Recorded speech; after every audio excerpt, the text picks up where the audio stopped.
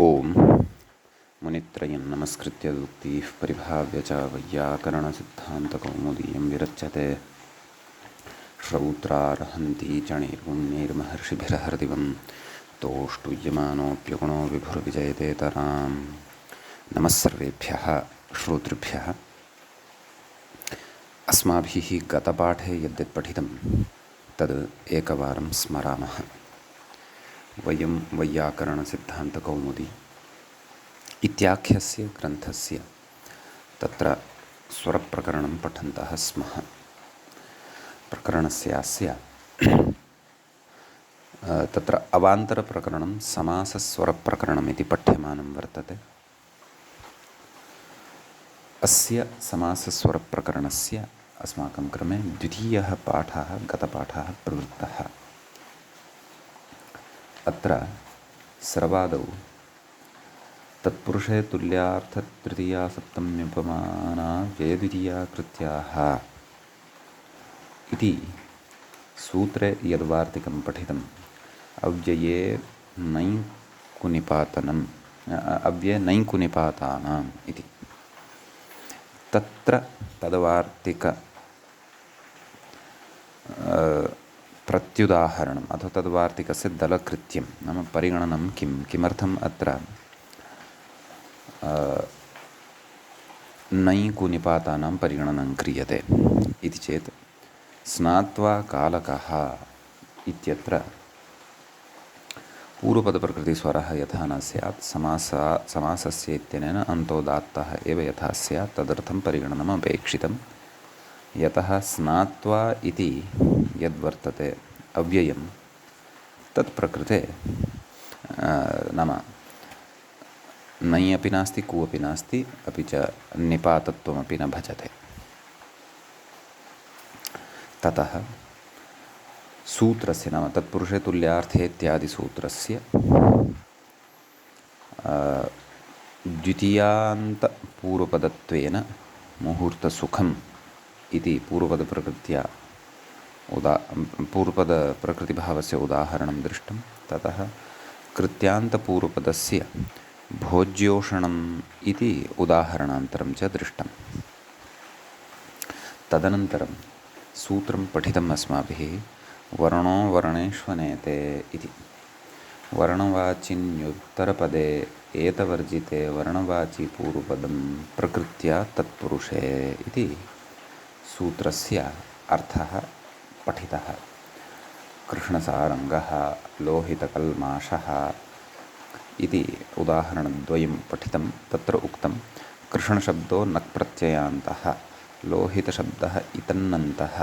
ततः उक्तं वर्णः किं परमकृष्णः वर्णेषु किं कृष्णतिलाः अनेते किं कृष्णैतः इति दलकृत्यानि अपि दृष्टानि।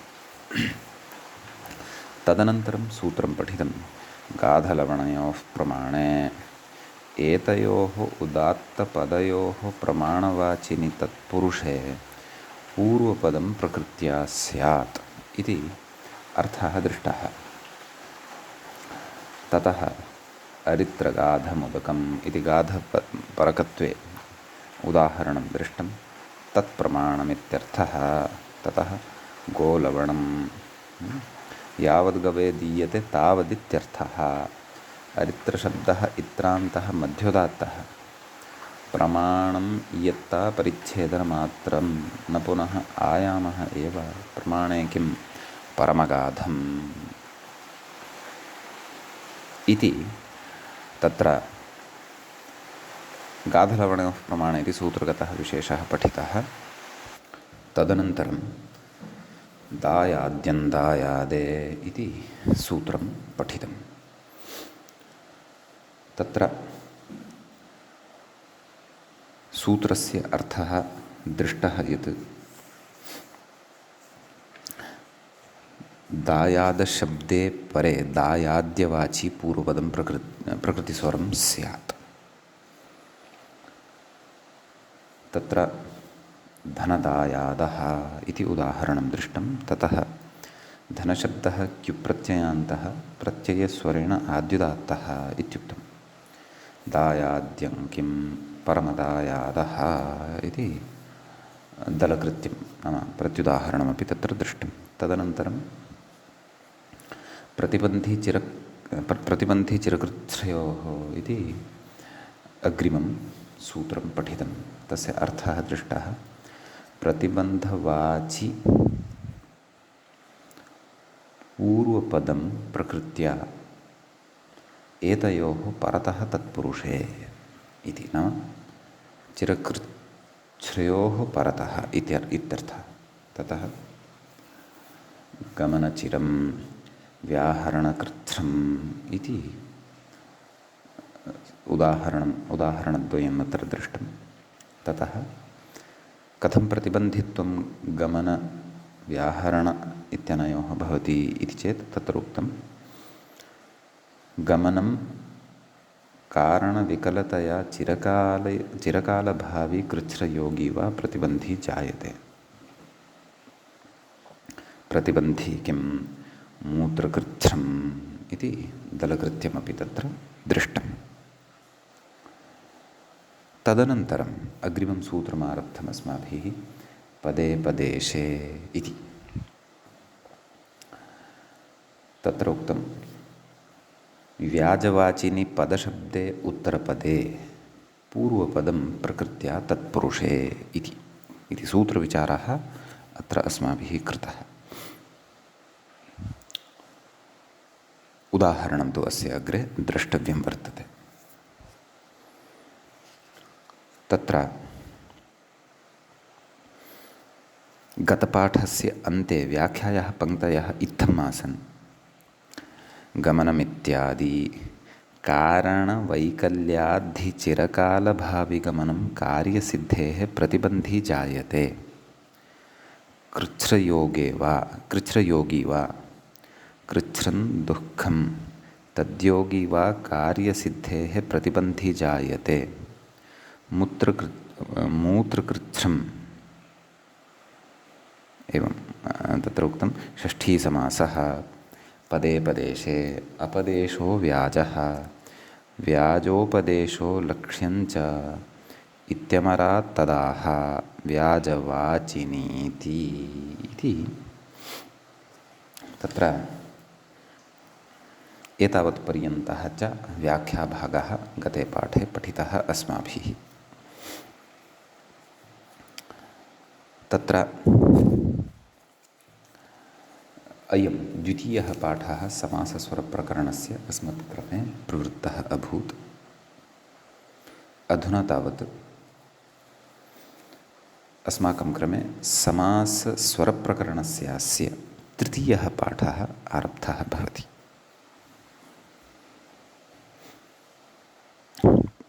अत्र इदानीं पदे पदेशे इति यत् सूत्रम् अस्माभिः गते पाठे पठितम् आरब्धं तस्य उदाहरणम् इदानीम् अवलोक्यते। आम्, मूत्रपदेन प्रस्थितः इति मूत्रस्य पदम् एवमत्र नाम तत्पुरुषप्रसङ्गः द्रष्टुं शक्यते। तर्हि नाम मूत्रं कर्तुं गच्छामि इति व्याजं कृत्वा प्रस्थानं कृतवान् इति भावः। न स्थितः मम सविधे गन्तव्यम् इति कथञ्चित् व्याजं कृत्वा गतवान् इति। प्रकृते तदेव समासस्य इत्यनेन समासान्तोदात्तता प्राप्ता भवति, परन्तु तस्याः व्यवस्थायाः बाधं कृत्वा पदे पदेशे इत्यनेन तत्र उत्तरपदे परतः पूर्वपदं प्रकृत्या भवति इति। नाम मूत्र इति शब्दः यः भवति सः प्रकृत्या तिष्ठति। मूत्रशब्दः घञन्तः वर्तते। अपि च अत्र नाम ङिदन्तः वर्तते, अतः नित्यादिर्नित्यम् इत्यनेन आद्युदात्तता भवति। अतः प्रकृते तस्य प्रकृतिभावः भवति, शेषनिघातः भवति। तदनन्तरं यथा यथं स्वरितः एकश्रुतिः च भवति। नाम त्र इत्यत्र विद्यमानः अकारः तत्र उदात्तादनुदात्तस्य स्वरितः इत्यनेन स्वरितः सम्पद्यते, अपि च स्वरितात् संहितायाम् अनुदात्तानाम् इत्यनेन च एकश्रुतिः तत्र भवति। अन्यदपि उदाहरणम् अत्र चर्च्यमानम् अस्ति।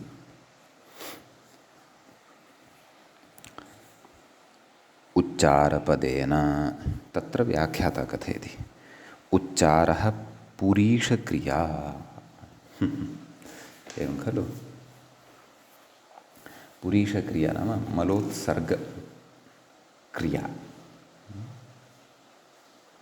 इत्यस्ति। उच्चारपदेन प्रस्थितः अत्रापि नाम तदेव उच्चारपद इत्यनयोः उच्चारस्य पदम् इति तदेव तत्पुरुषसमासप्रसङ्गः एव अत्र भवेत्, यतः तस्यैव अनुवृत्तौ वयं स्मः। तत्र मूले कथयति उच्चारशब्दः घञन्तः थाथ घञ्ताज् वित्रकाणाम् आदिस्वरेण अन्तोदात्तः। नाम थाथ घञ्ताज् वित्रकाणाम् इत्यनेन सूत्रेण अन्तोदात्तता तस्य भवति। घयन्तः अस्ति इति कृत्वा तर्हि प्रकृते तदेव पूर्वपदप्रकृतिस्वरत्वं भवति। नाम उच्चार इत्यत्र रेफात् परतः विद्यमानः यः अकारः अस्ति सः उदात्तः प्रकृत्या तिष्ठति, नाम समासस्य इत्यादि व्यवस्थया अनुदात्तत्वं न प्राप्नोति, शेषनिघातः भवति। तत्र उच्चारपदेन नाम पकारात् परतः विद्यमानस्य अकारस्य स्वरितः ततः च एकश्रुतिः भवति। मूले उक्तं खलु मूत्रशब्दः घञन्तः इत्यपि उक्तं खलु। आम्, स च विषयः अस्माभिः पूर्वमुक्तः एव। समीचीनम्। अपदेशे किं विष्णुपदं षष्ठीसमासः विष्णोः पदं विष्णुपदं षष्ठीसमासः इति व्याख्याता कथयति खलु। अत्र अपदेशार्थः नास्ति।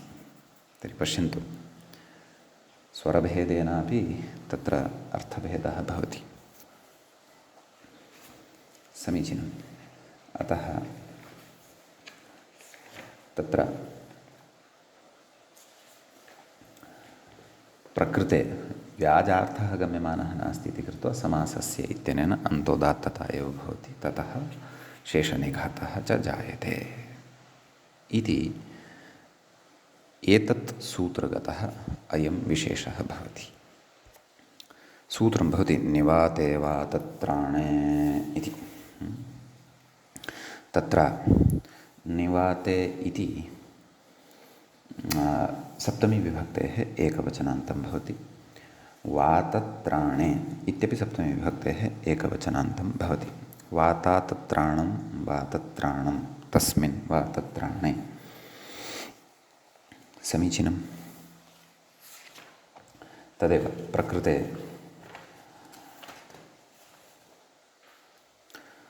तत्पुरुषे तुल्यार्थतृतीया सप्तम्युपमाना व्ययद्वितीया कृत्याः इत्यस्मात् सूत्रात् तत्पुरुषे इति अनुवर्तते। किञ्च बहुव्रीहौ प्रकृत्या पूर्वपदमित्यतः प्रकृत्या पूर्वपदम् इति च अनुवर्तते। सम्यक्। ततः सूत्रार्थः द्रष्टव्यः। निवातशब्दे परे, परतः कः शब्दः अपेक्षितः? निवातशब्दः। वातत्राणवाचिनि तत्पुरुषे पूर्वपदं प्रकृत्या नाम परतः निवातशब्दः यः अपेक्षितः सः वातत्राणवाचकः स्यात् अथवा निपातत्राणवाची स्यात् एवं खलु। एवं तादृशे परतः पूर्वपदं यत्किमपि अस्ति तस्य तत्र प्रकृतिभावना पूर्वपदप्रकृतिस्वरत्वं भवति। व्याख्याता कथयति निवातशब्दे परे वातत्राणवाचिनी इति कथयति वातत्राणार्थे निवातशब्दे परे इत्यर्थः। समीचीनम्, अवगतं खलु, स्पष्टम्। अग्रे वातस्य अभावः निवातम् इति अव्ययीभावः। सम्यक्। निरुद्धः वातः अस्मिन् इति बहुव्रीहिर्वा निवातशब्दे इत्युच्यते। उभयोः पदयोः तु तत्पुरुषः एव अपेक्षितः। सम्यक् कथयति तत्र कुड्यादयः वर्तमानाः समानाधिकरणाः निवातशब्देन समस्यन्ते।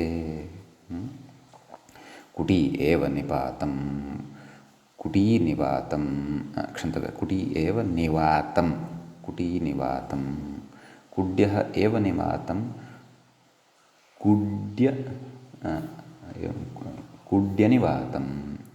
कुड्यः एव निवातं कुड्यनिवातम् इति न वक्तव्यं, कुडीनिवातम् इत्येव वक्तव्यं खलु, अनिवातम् इति स्यात्।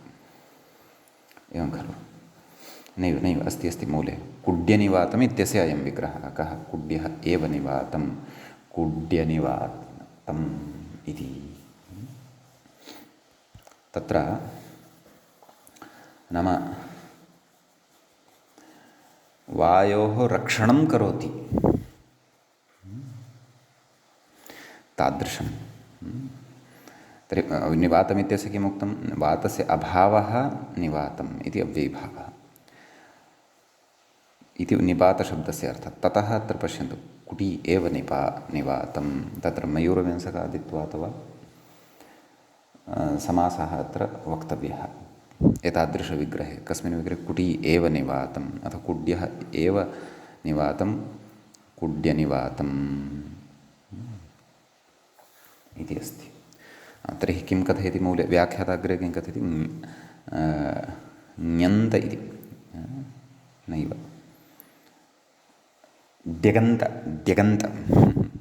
द्यगन्त इति तत्र मूले उक्तं खलु।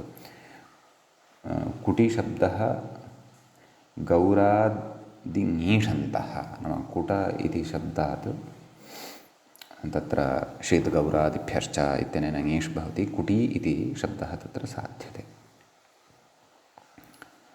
समीचीनम्। अग्रे कथयति कुड्यशब्दो ञन्तः मूले उक्तं खलु। कुडीशब्दः यः वर्तते सः ञन्तः वर्तते। यतः कुटीनिवातम् इत्यत्र तु पूर्वपदम् अस्ति कुटी, कुड्यनिवातम् इत्यत्र पूर्वपदं वर्तते कुडी इति भेदः अस्ति। टकारडकारयोः भेदः वर्तते। सम्यक्। तर्हि किमुक्तं? कुटीशब्दः गौरादिङीषन्तः कुड्यशब्दः ञन्तः यगन्तः इत्यन्ये केचन कथयन्ति यगन्तः वर्तते इति अन्ये कथयन्ति। व्याख्याता कथयति पश्यन्तु। द्यगन्तः एतस्मिन् विषये नाम कुडीशब्दविषये कथयति किं? कवतेर्ड्यक् डकारस्य इति संज्ञा न भवति इति लक्ष्यानुरोधेन। सम्यक्। ततः कथयति गुणप्रतिषेधार्थात् ककारानुबन्धात्। क्व? ड्यक् इत्यत्र डकारस्य तत्र इति संज्ञा अस्ति इति न भ्रमितव्यं। डकारः तत्र वस्तुतः अस्ति एव, नाम चुटु इत्यनेन इति संज्ञा न भवति। तत्र कारणं दर्शितवान्। नाम गुणप्रतिषेधात् ककारानुबन्धात् नाम गुणस्य प्रतिषेधाय ककारः अत्र अनुबन्धभूतः कृतः वर्तते। परन्तु डकारः गुणप्रतिषेधं न करोति खलु। डित्तुसामर्थ्यात् तत्र टेः लोपः भवति न वा? अतः नाम डकारः इति संज्ञकः नास्ति इत्येतस्य प्रतिपादने गुणप्रतिषेधार्थत्वात् प्रकृते ककारः अनुबन्धः कृतः इति तु न युज्यते न वा। अतः लक्ष्यानुरोधेन प्रकृते डकारः इति संज्ञकः न इति किमपि कल्पनीयम् अथवा द्रष्टव्यमिति अहं चिन्तयामि। मम चिन्तने दोषः भवितुमर्हति। यदि दोषः तर्हि बहुद्भिः परिष्करणीयं, यदि युक्तिः तर्हि ग्राह्यम्। समीचीनं। यगन्त इत्यन्ते अन्त्यन्ते नास्ति, इत्यन्ते नास्ति, इत्यन्ये इति अस्ति। सम्यक्। व्याख्याता कथयति ते तु कवतेर्द्यन् इति सूत्रम् अधीयते। किम् औणादिकम् इति। परन्तु एषः पाठः चिन्तनीयः। नाम यगन्त इत्यन्ये इति ये कथयन्ति इति यत् आरब्धवान् व्याख्याता, तया पङ्क्त्या सह अस्य कः सम्बन्धः। यगन्त इति चेत् तत्र ड्यन् इति चेत् ड्यन् तु यक् न भवति खलु। ड्यनः तु य इत्येव अवशिष्येत, अथवा ड्य इत्येव अवशिष्येत, यक् कथम्। अपि च तत्र कवधातोः कुडि इति कुड्य इति च न सिद्ध्येत। कुतः? प्रत्यये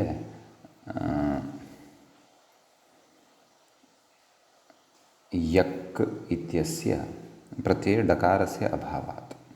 अतः डकारः कथमानयः? यगन्तः इति ये कथयन्ति तेषां मध्ये निष्पन्ने पदे डकारः कथमानयः इत्यपि द्रष्टव्यम् अन्येषां मतं पुरस्कृत्य। एवं खलु? यदि यगन्तः तर्हि कुडधातोः कुड कश्चन धातुः यदि तस्मात् यकि सति कुड्य इति रूपमपि साधयितुं शक्यते इति भावः। अस्तु। ततः उदाहरणे इदानीं स्वरचर्चां कुर्मः। कुटीनिवातम् इत्यस्ति खलु। कुटिशब्दः गौरादि ङीषन्तः इत्युक्तं खलु। अतः ङीषन्तत्वात् प्रकृते अस्य अन्तोदात्तता वर्तते। प्रत्ययः परश्च आद्युदात्तश्च प्रत्ययः खलु सः। अपि च ङित् अपि अस्ति खलु। अतः आद्युदात्तत्वात् तदेव प्रकृते समासस्य इति अन्तोदात्तता प्राप्ता। परन्तु निवाते वातत्राणे इत्यनेन सूत्रेण पूर्वपदप्रकृतिस्वरः भवति। ककारात् परतः विद्यमानः यः नैव टकारात् परतः यः विद्यमानः ईकारः सः उदात्तत्वेनैव तिष्ठति। ततः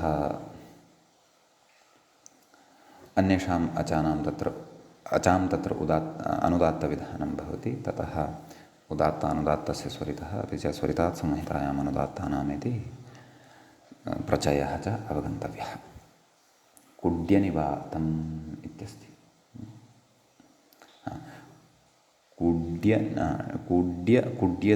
कुड्यः एव निवातं।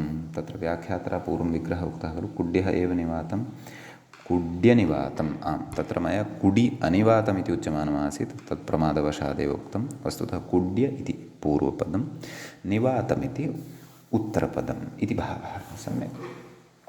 तत्पुरुषसमासः प्रकृतेपि कुड्यनिवात इति शब्दे अपि समस्तपदे अपि समासस्य इति अन्तोदात्तता प्राप्ता। निवाते वातत्राणे इत्यनेन पूर्वपदप्रकृतिस्वरः जातः। तत्र अयं कुड्य इति यक् प्रत्ययान्तः यदि वर्तते, यक् प्रत्ययान्तः एव खलु। यथा ड्यगन्तः इत्युक्तं खलु। यगन्तश्चेदपि अस्य किदन्तत्वं तु भवत्येव। अतः कितः इत्यनेन अन्तोदात्तता भवति। अतः कुड्य इत्यत्र यकारात् परतः विद्यमानः यः स्वरः सः उदात्तः भवति। उदात्तादनुदात्तस्य स्वरितः इत्यनेन स्वरितः, स्वरितात् संहितायाम् अनुदात्तानाम् इति एकश्रुतिः च भवति इति स्मर्तव्यम्। समीचीनम्। अग्रे कथयति मूले दलकृत्यम् उच्यते। वातत्राणे किं राजनिवाते वसति। निवातशब्दोऽयं रूढः पार्श्वे। एवं खलु। नाम राज्ञः समीपे एव क्वचित् वासं करोति इति भावः। एवं खलु इत्यस्ति। अतः तत्र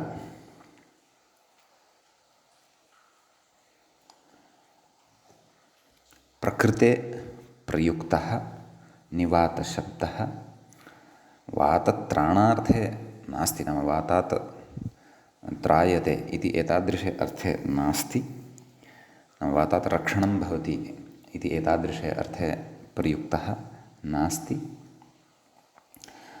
अतः प्रकृते पूर्वपदप्रकृतिस्वरः अपि न भवति, राजन् इति भवति, नित्स्वरः तत्र आद्युदात्तः अस्ति, नाम स्यात्, प्रकृतिभावद्वारा तस्यैव नाम उदात्तता स्यात्, ततः शेषनिघातः स्यात्, परन्तु तथा न भवति, अपि तु समासस्य इत्यनेन अन्तोदात्तता एव भवति इति भावः। एवं खलु निवातशब्दोऽयं रूढः पार्श्वे, तर्हि पश्यन्तु स्वरभेदद्वारा कियान् अर्थभेदः प्रकृते भवति इति। समीचीनम्। अग्रे अग्रिमसूत्रं प्रति, अस्मिन् सूत्रे तावानेव विशेषः आसीत्, अग्रिमसूत्रं प्रति व्याख्याता इङ्गितं करोति, कथयति। शारदे, मूले सूत्रं पश्यामश्चेत् शारदेनार्तवे इत्यस्ति सूत्रम्।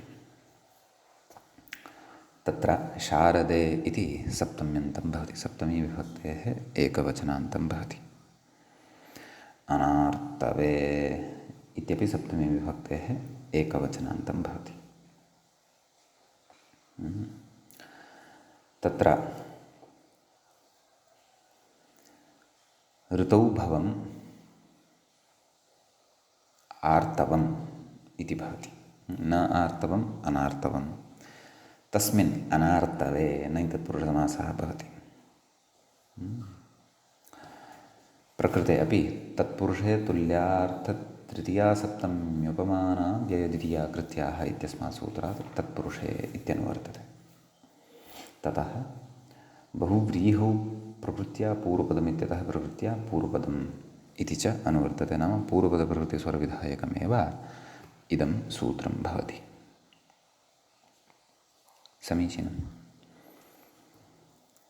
तत्र मूले अपि विग्रहः साक्षात् उक्तः, ऋतौ भवम् आर्तवम्। तदन्यवाचिनि शारदशब्दे परे, नाम आर्तवार्थे न प्रयुज्यते यः शारदशब्दः, तस्मिन् शारदशब्दे परे तत्पुरुषे, तत्पुरुषः अपेक्षितः, पूर्वपदं प्रकृतिस्वरं स्यात् इति इत्यस्ति। रज्जुशारदम् उदकम् इत्यस्ति उदाहरणं यत् साधनीयं वर्तते। तत्र मूले कथयति, शारदशब्दः नूतनार्थः। अस्मिन् उदाहरणे रज्जुशारदमुदकम् इत्यस्मिन् उदाहरणे शारद इति यः योऽयं शब्दः प्रयुक्तः सः उदका नाम जलार्थे प्रयुज्यते। नैव, शारदशब्दः नूतनार्थः, क्षन्तव्यः, उदकार्थः न नूतनार्थः। नूतनार्थः इत्यस्य कः अर्थः? तद्व्याख्याता कथयति, अव्युत्पन्न इत्यर्थः। अव्युत्पन्नः अयं वर्तते, तस्य अश्वपदविग्रहः। नाम रज्जुशारदम् इति यद् वर्तते समस्तपदं, तस्य अश्वपदविग्रहः भवति। कः?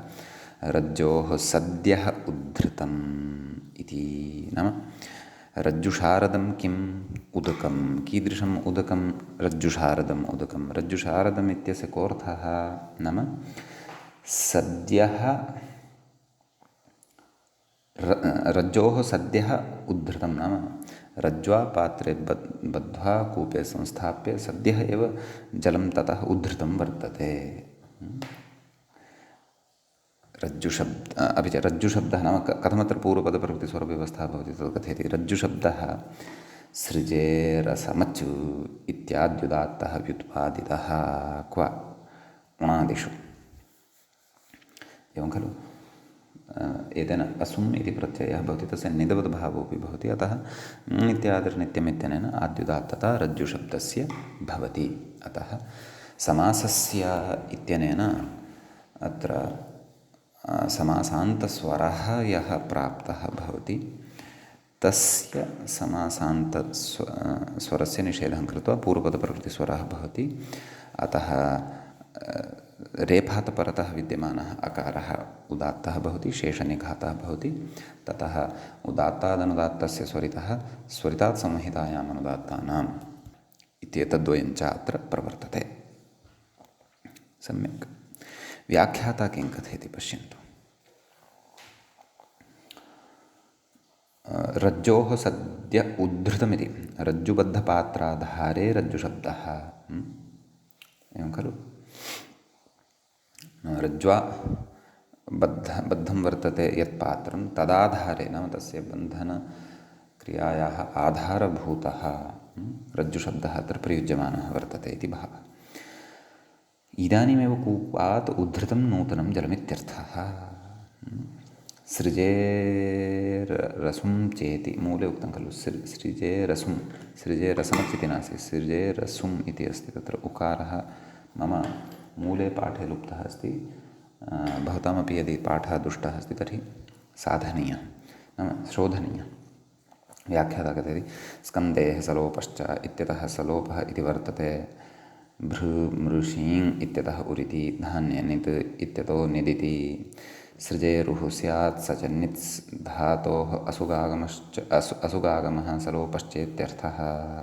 तत्र सृजेः अन्त्यात् अचः परे असुमि सलोपयणादेशे असुंसकारस्य जष्ट्वे च रज्जुरिति भवति। एवं खलु। उणादिव्यवस्था एषा अस्ति। अस्माभिः पूर्वम् उणादिसूत्राणि पठितानि वर्तन्ते। उणादिव्यवस्थां वयं जानीमः, अतः अत्र नूतनं किमपि नास्ति। अस्तु। ततः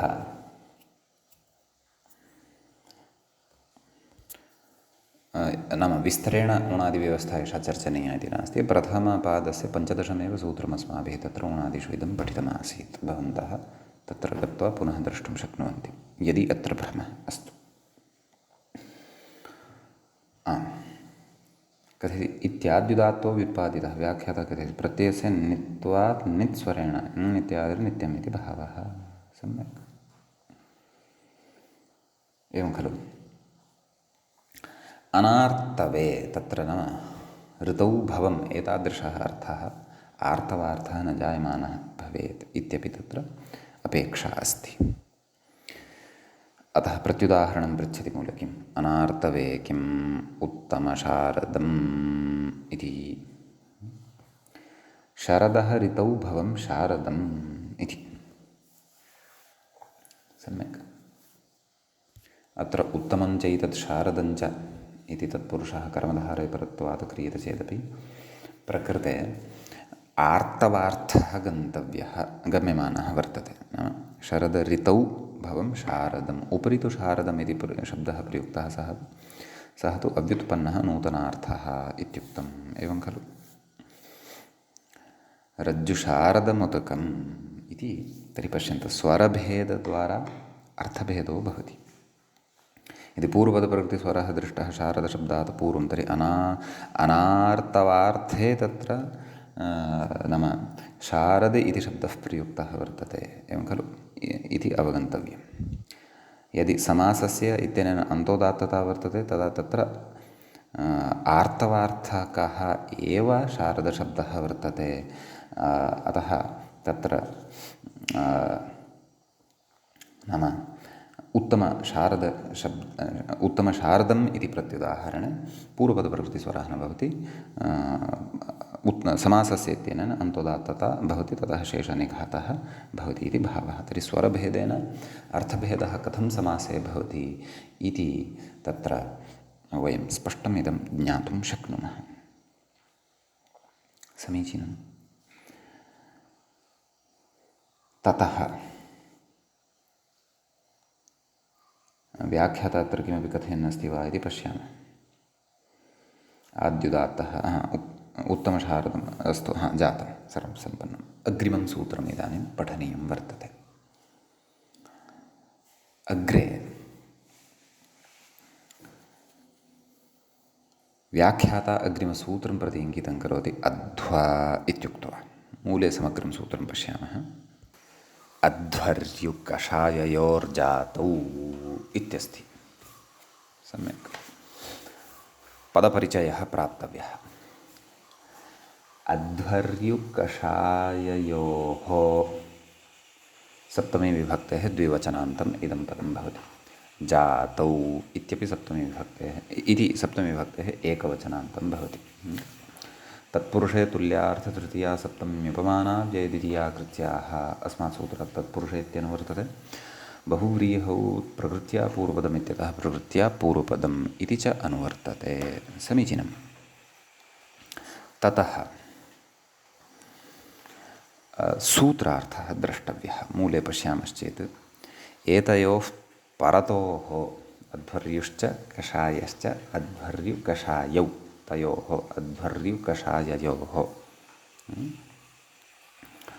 एतयोः परयोः नाम अध्वर्यु इति शब्दे परतः कषाय इति शब्दे च परतः जातौ जातिवाचिनि तत्पुरुषे पूर्वपदं प्रकृतिस्वरं स्यात् इति विशेषः। नाम एतयोः परतः जातिवाचिनि जातिवाचिनि इति समासः तत्पुरुषे इत्येतस्य नाम जातिवाचिनि इति पदं तत्पुरुषे इत्यस्य विशेषणभूतं प्रकृते भवति। सम्यक् जातिवाचिनि तत्पुरुषे समस्तपदं यद् भवेत् तेन जातिवाचित्वं गम्यमानं भवेत् इति भावः। उदाहरणं पश्यामः।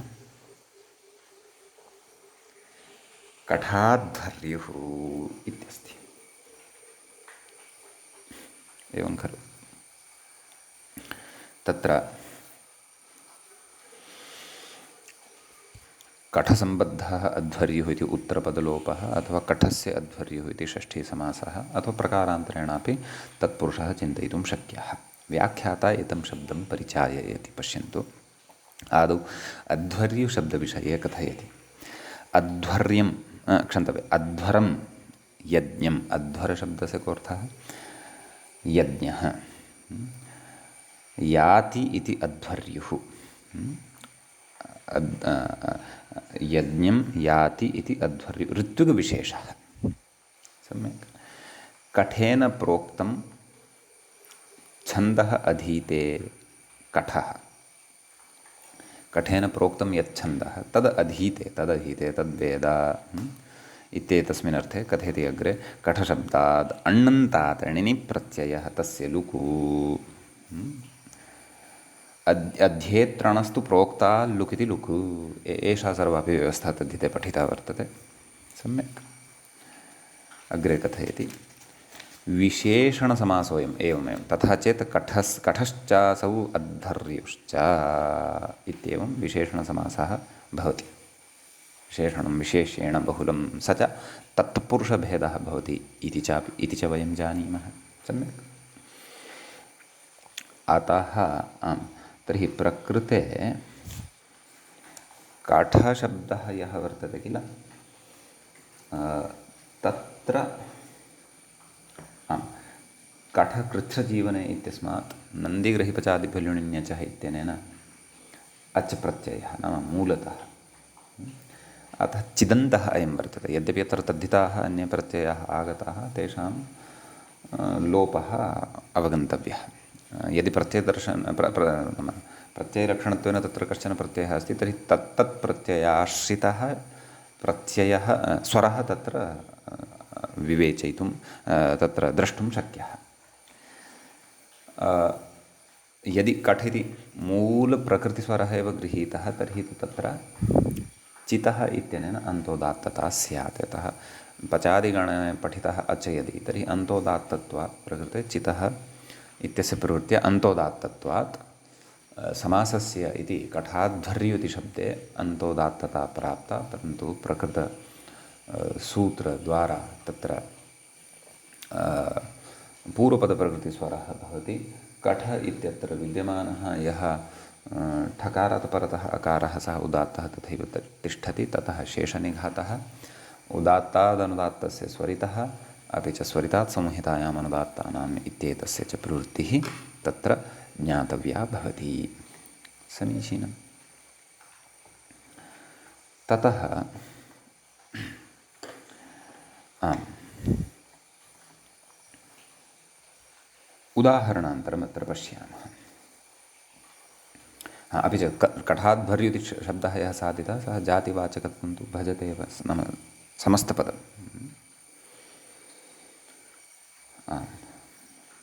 अग्रे दौवारिककषायं। कठशब्दः पचाद्यजन्तः इति मूले उक्तमस्ति खलु अग्रे, कठशब्दः पचाद्यजन्तः। अस्तु, दौवारिककषायम् इत्यस्ति। व्याख्याता कथयति षष्ठीसमासः। सम्यक्। दौवारिकस्य कषायम् इत्येवं तर्हि विग्रहः कर्तव्यः। ततः मूले कथयति पश्यन्तु। आदौ कठशब्दविषये सर्वं विवरणम् उक्तवान् खलु। व्याख्यात्रा यद् विवरणम् उक्तं तद् मूले अपि अस्ति। पश्यन्तु, कठशब्दः पचाद्यजन्तः तस्मात् वैशम्पायनान्ते वासिभ्यश्च इति णिनेः कठचरकाल्लुक् इति लुक्। सम्यक्, तत्सर्वं पठितम्। अग्रे कथयति दौवारिककषायम् इत्येतस्मिन् विषये द्वारिनियुक्तः इति ठक्यन्तोदात्तः दौवारिकशब्दः इति।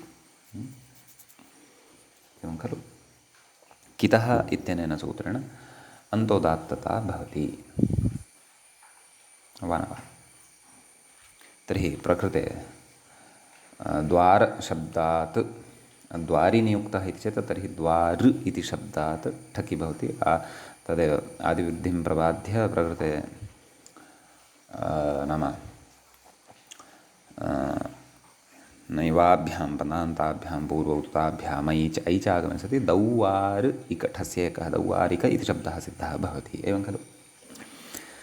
अतः किदन्तत्वात् कितः इत्यनेन अन्तोदात्तता भवति। कस्य? दौवारिक इति शब्दस्य। परन्तु समासस्य इत्यनेन समस्तपदस्य अन्तोदात्तता प्राप्ता तस्याः अध्वर्युकषाययोर्जातौ इत्यनेन प्रबाधं कृत्वा पूर्वपदप्रकृतिस्वरं भवति इति कृत्वा दौवारिक इत्यत्र शब्दे ककारात् परतः अकारः उदात्तः भवति, ततः शेषनिघातः भवति, ततः उदात्तादनुदात्तस्य स्वरितः इति षकारोत्तरवर्तिनः अकारस्य स्वरितः भवति। ततः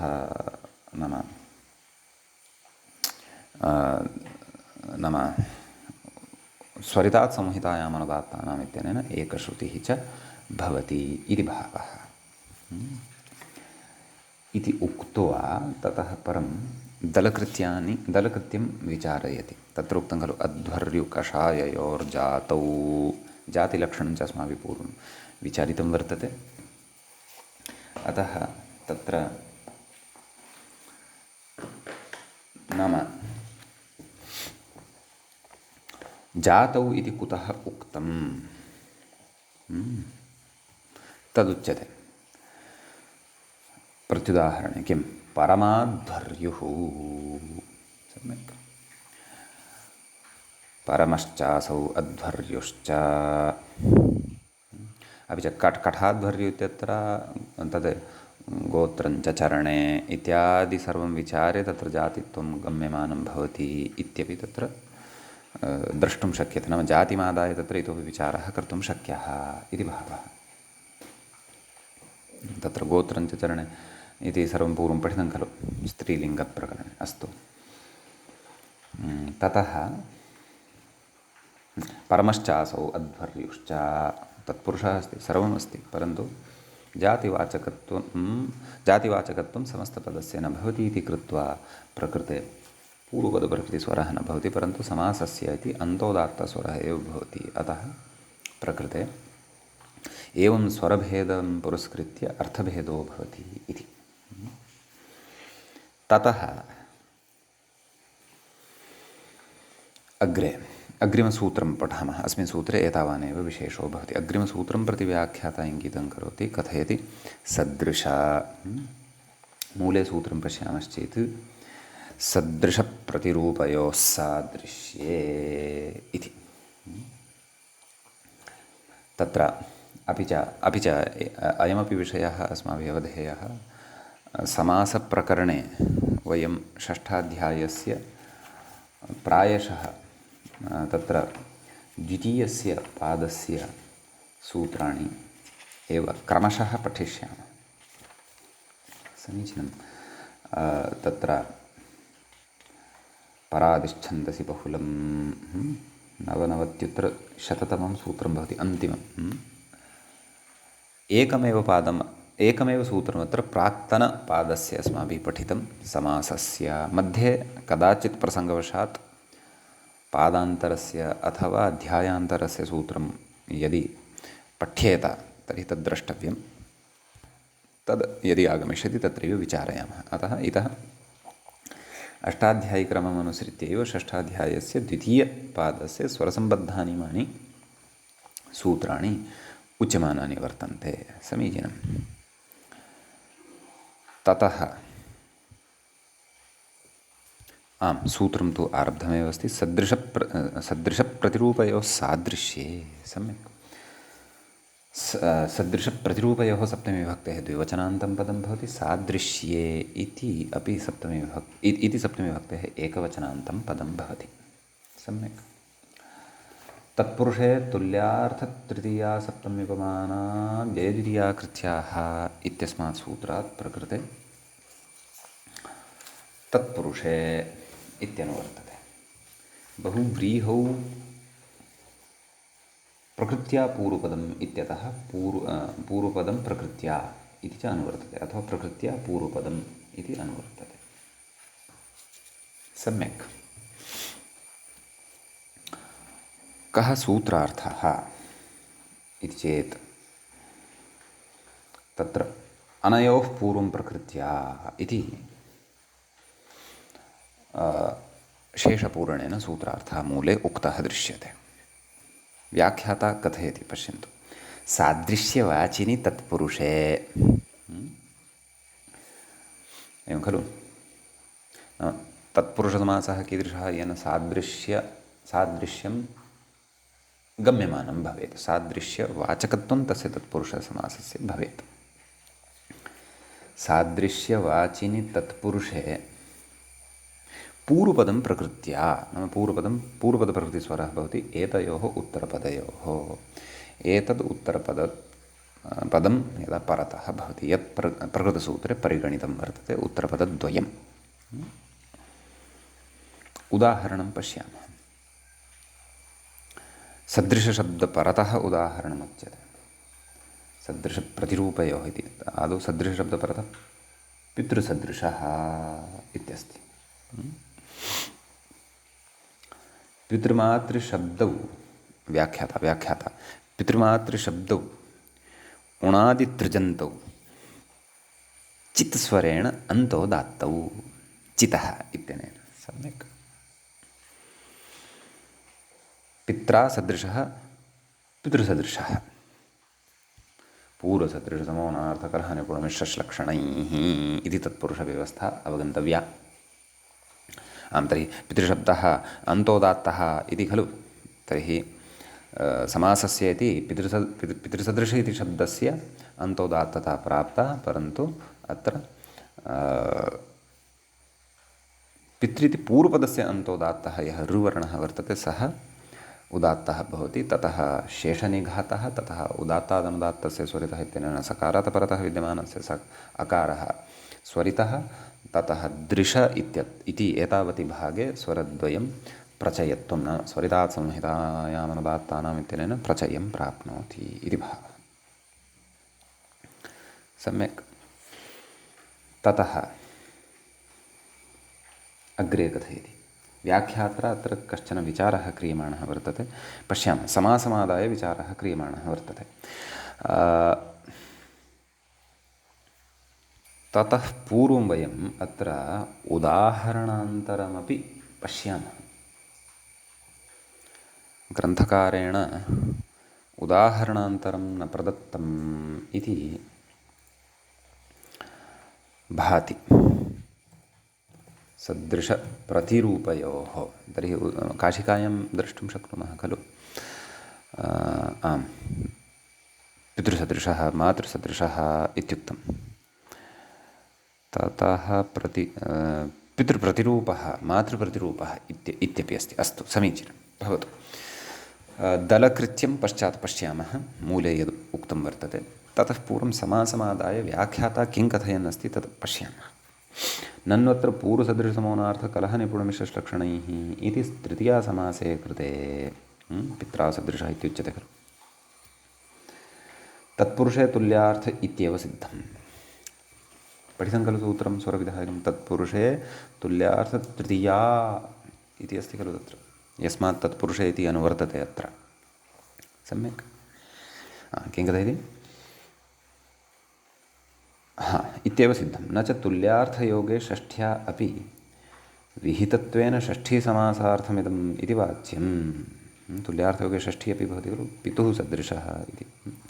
तत्र अनभिधानात् षष्ठीसमासः न इत्यपि सुवचत्वात्, नाम अभिधानात् तत्र षष्ठीसमासः न भवति इति पूर्वम् उक्तमस्ति। सर्वम् अयं विचारः विभक्त्यर्थप्रकरणे पठितः वर्तते।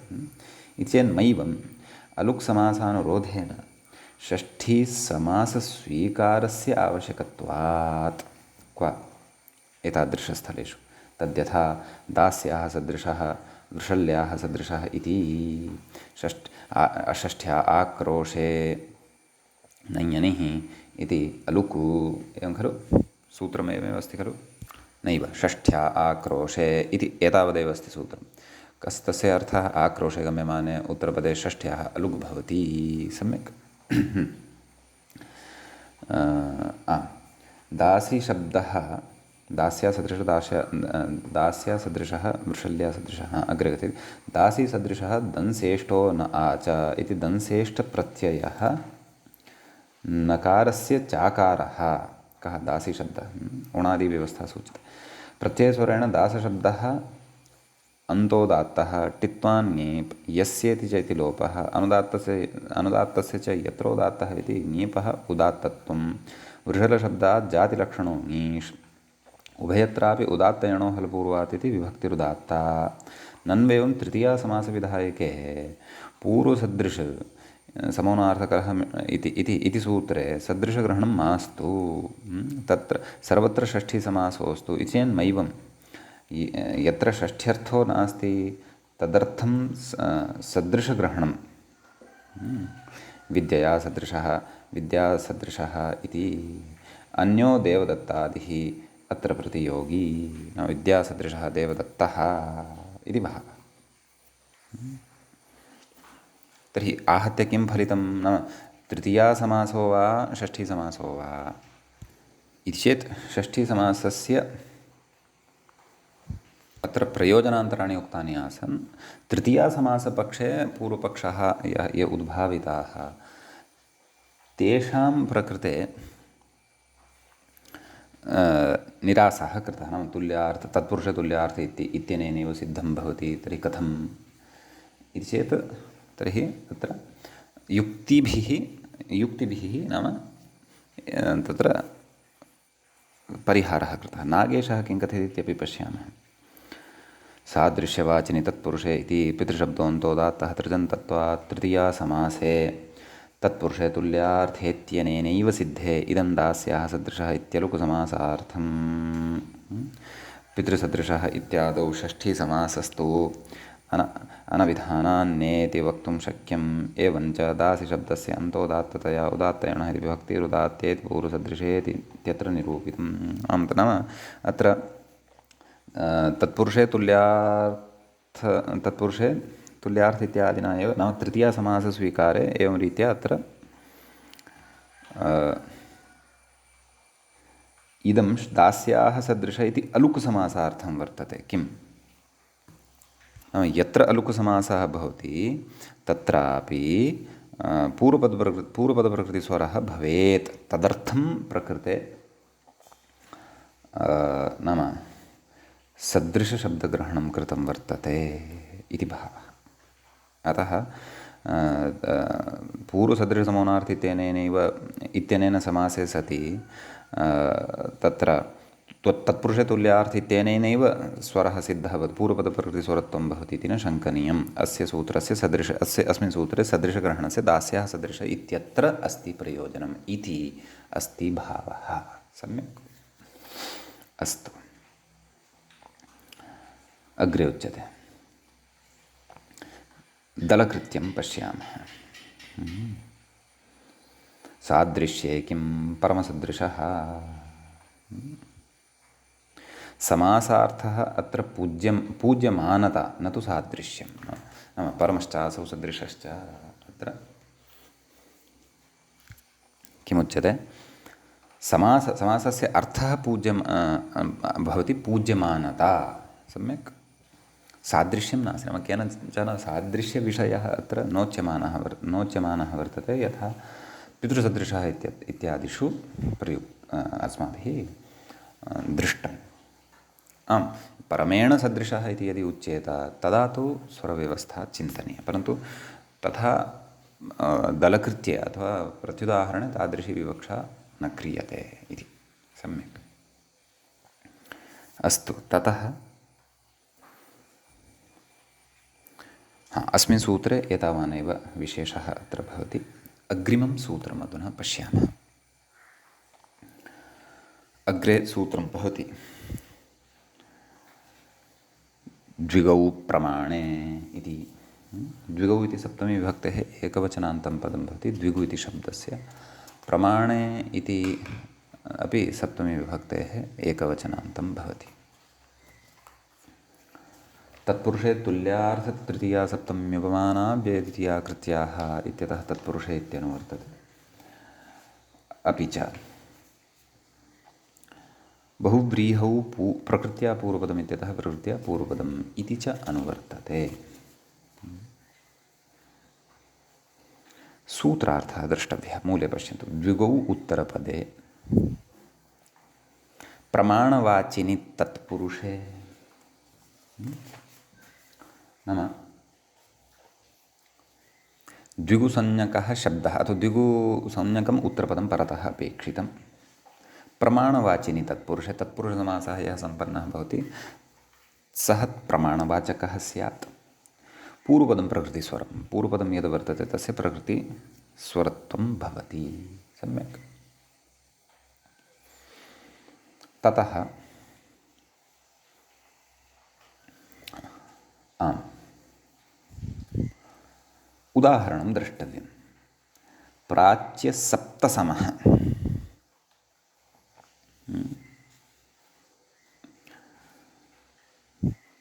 अत्र प्राच्यश्चासौ सप्तसमश्च इति वक्तुं शक्यते। मूले कथयति सप्तसमाः प्रमाणम् अस्य।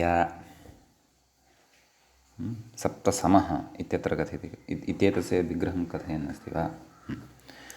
तर्हि कथयति प्रमाणे लो द्विगोर्नित्यम् इति मात्रचो लुक्, नाम प्रमाणे द्वयसज मात्रचः, प्रमाणे द्वयसजदग्निमात्रचः इत्यनेन मात्रच प्रत्ययः भवति खलु। अतः सप्तसमशब्दात् प्रकृते मात्रच इति प्रत्ययः भवति, तस्य प्रमाणे लो द्विगोर्नित्यम् इत्यनेन वार्तिकेन लुक् भवति। प्रमाणे लः द्विगोः नित्यम् इति पूर्वम् अयं विषयः पठितः वर्तते। मात्रचः लुक् भवति, किमवशिष्यते? सप्तसम इत्येव अवशिष्यते। प्राच्यशब्दः आद्युदात्तः।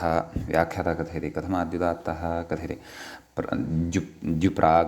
द्युप्रागपागुदक् प्रतीचो यत् इति यदन्तत्वात् यतो नावः इति आद्युदात्तः। आद्युदात्तता तस्य भवति। सम्यक्, अतः ततः विग्रहं प्रस्तौति। अग्रे पश्यन्तु, प्राच्यश्चात्सौ सप्तसमश्च, प्राच्यसप्तसमः। अग्रे व्याख्याता अस्तु एतत्तु परमसप्तसम इति तु दलकृत्यं भवतु नाम। तर्हि प्राच्यसप्तसमः इति यद् वर्तते तत्र प्राच्य इत्येतस्य आद्युदात्तता भवति इति कृत्वा प्रा इत्यत्र विद्यमानः यः आकारः वर्तते सः आकारः तत्र उदात्तः भवति। समासस्य इति अन्तोदात्तता प्राप्ता खलु, अतः उदात्तः भवति, प्रकृतिभावः भवति, तथैव सः तिष्ठति। ततश्च शेषनिघातः भवति। उदात्तादनुदात्तस्य स्वरितः इति प्राच्य इत्यत्र यकारात् परतः अकारः स्वरितः भवति। ततः स्वरितात् संहितायाम् अनुदात्तानाम् इत्यनेन एकश्रुतिः च जायते। समीचीनम् इति अस्ति अत्र कश्चन विशेषः। उदाहरणगतः अयं विशेषः। प्रकृतसमासस्य दलकृत्यानि अस्माभिः अग्रिमे पाठे पठिष्यन्ते। अद्यतनपाठः अत्रैव उपसंह्रियते। मङ्गलं कुर्मः। मुनित्रयं नमस्कृत्य सूक्तिः परिभाव्य च वैयाकरणसिद्धान्तकौमुदीयं विरच्यते। श्रौत्रार्हन्ति चणैर्गुण्यैर्महर्षिभिरहर्तिवन्तोष्टुयमानोऽप्यगुणो विभुर्विजयतेतराम्। एवञ्च समासस्वरप्रकरणस्यास्य अस्माकं क्रमे तृतीय एष पाठः सम्पन्नतां गतः। नमः सर्वेभ्यः श्रोतृभ्यः भवद्भ्यः।